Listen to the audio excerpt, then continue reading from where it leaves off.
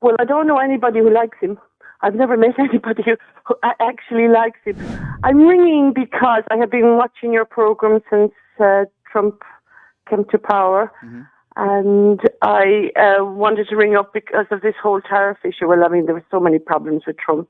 We will be here all night if I had to go through them all. Yeah. But we're very worried about the tariffs and what the impact they're going to have on the worldwide economy, and particularly Ireland. Even though I live in London, I'm Irish, and the tariffs are going to absolutely decimate the Irish economy because we export so much to the United States. And Ireland has been a poor country for such a long, long time, and it's only been in the last 20 years we've come to the fore in trade and economics. And it's I don't know. Nobody outside of the U.S. voted for Trump, and we have to endure all the issues, the problems he's raised. Since you're Irish, what do you think of a guy like a Conor McGregor invited to the White House? Oh, Conor McGregor is a disgrace. I mean, that man has attacked women. He is a pugilist.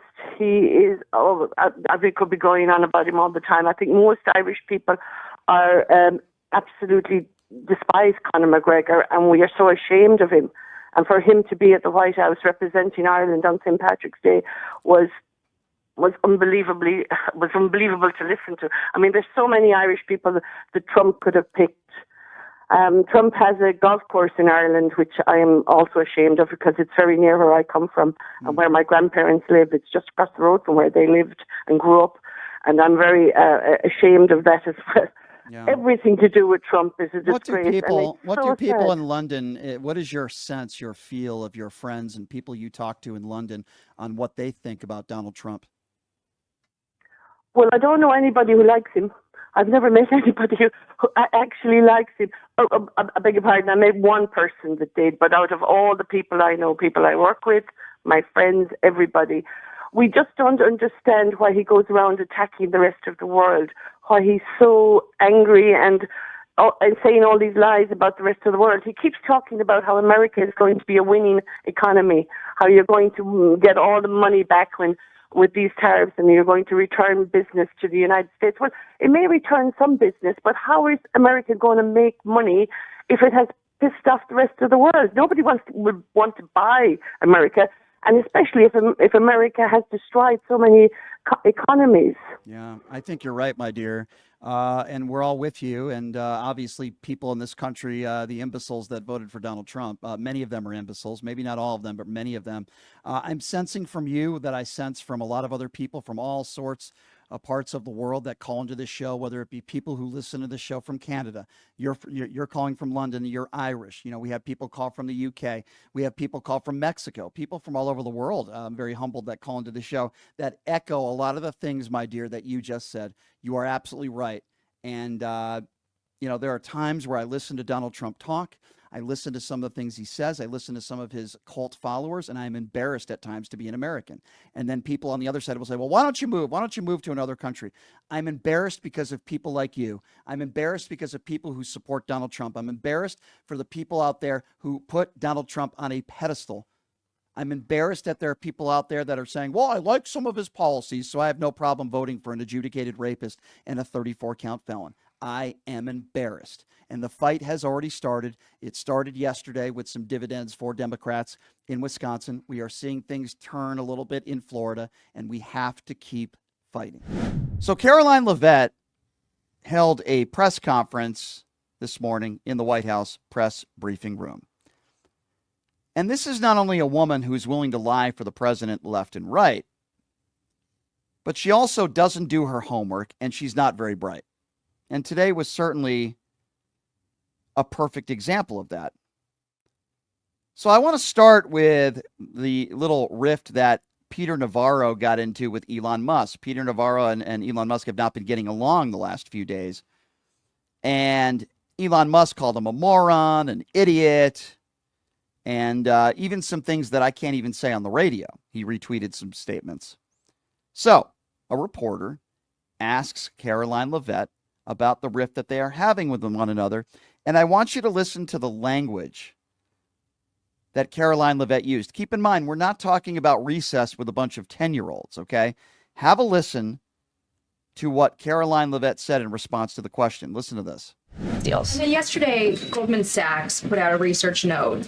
It put the odds of a recession at 45% within the next 12 months, up from 35%. But Peter Navarro guaranteed last night no recession. Does the president agree with him on that? I know the president in the past has been leery of making definitive statements on that. I can speak for the president, and I can speak for the optimism that he sees in our economy every day. Again, when you talk about the massive deregulatory efforts that are happening across the board, when you talk about how oil prices are down, gas prices are down, egg prices are down, we're cutting costs for the American worker, for the American consumer. We also see trillions of dollars of investments pouring into this country every day, and we're working hard now on the tariff side of the president's economic agenda. But don't forget, the next side of this is tax cuts, and we're counting on Capitol Hill to get those done, the largest tax cuts in history. Does that mean that without those tax cuts coming through, that the likelihood of a recession is greater? No, that's not what I said. I'm just saying be mindful of the whole of government economic approach that this administration is taking every day. Yeah, be mindful. Be mindful of the fact that you might lose your 401k. Be mindful of the fact that you might lose your job. Be mindful of the fact that if you own stocks, they're going to be plummeting. Be mindful of all of that stuff. Be mindful, you frickin' idiot. And then, of course, the question comes up of, well, wait a second. Musk said that Navarro was dumber than a sack of bricks. What is your response to that? And here's what she says. There's been some public sparring between Elon Musk and the president's trade advisor, Peter Navarro, on some of these tariffs. Musk actually referred to Navarro today as being, quote, dumber than a sack of bricks. Are you at all, or is the administration, the president, all concerned that this is maybe impacting the public's understanding of these tariffs? It might be messing with the message on it? No, look, these are obviously two individuals who have very different views on trade and on tariffs. Boys will be boys, and we will let their public sparring continue. And you guys should all be very grateful that we have the most transparent administration in history. And I think it also speaks to the president's willingness to hear from all sides, that he has people at the highest levels of this government in this White House who have very diverse opinions on very diverse issues, but the president takes all opinions in mind, and then he makes the best decision based on the best interests of the American public. Yeah, there you go. Boys will be boys, right? We're talking about Donald Trump's top trade advisor and Elon Musk, who seems to be the right-hand man to Donald Trump, as I like to call him, Elonia, calling him a moron, calling him stupid. And what is Caroline Leavitt's response? Boys will be boys. We are not talking about recess with a bunch of 9 and 10-year-olds. We are talking about some people in Donald Trump's administration in the highest positions. And her response is, oh, well, boys will be boys. I mean, yeah. I mean, listen, I don't even know really what to say to that. It's so abundantly ridiculous, and what a pathetic excuse. And then there's Elon Musk. Elon Musk, again, on a stage, speaking to some of his supporters and some of his fans. And he's asked a very important question by one of his supporters, which is, when are we getting those Doge checks? When are those Doge checks going to come in the mail? Yeah, have a listen to this imbecile's answer. I just want to say that Doge's findings demonstrate to the American people that the government clearly does not care about our hard-earned tax dollars.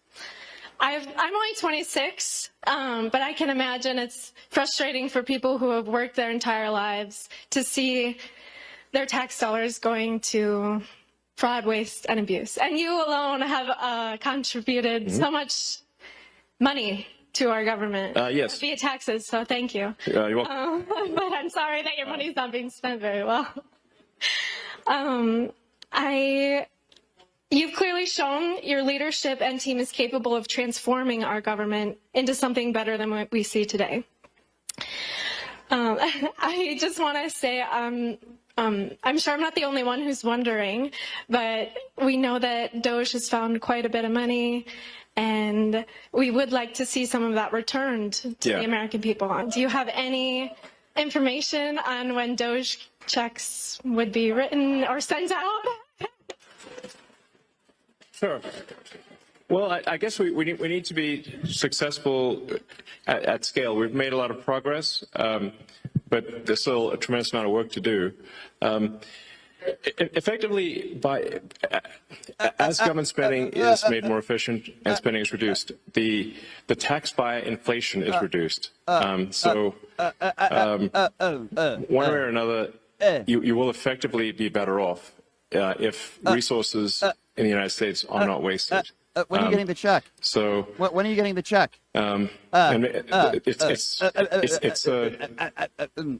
somewhat up to the Congress and maybe the president to as to whether specific checks are cut. Yeah. But Answer the whether a question. check is cut or not, if you reduce wasteful spending, the economy is going to be better off. There will be people will do more useful jobs than before. The total output of goods and services will increase, and then the average standard of living will increase. Interesting. Did you guys hear any specifics on when they're getting these Doge checks? It's funny, I didn't hear that. That was an Elon Musk stuttering word salad. That's what I would call it, ladies and gentlemen. That's what it was. I'll interpret for you to the bumbling fool. You're not getting checks. And if you do get a check, it might be under $10. You're not getting a $5,000 check. And if you're one of those imbeciles that think you're getting a $5,000 check from Elon Musk and Doge, then chances are you're probably an imbecile that thinks Donald Trump won the 2020 election. And you're probably an imbecile that buys the Donald Trump Bibles and buys the Donald Trump sneakers. You're a cult member and you're a moron and you're a sucker. That's the interpretation of, is it just me or does he sound like Ozzy Osbourne? He's starting to sound like Ozzy by the day.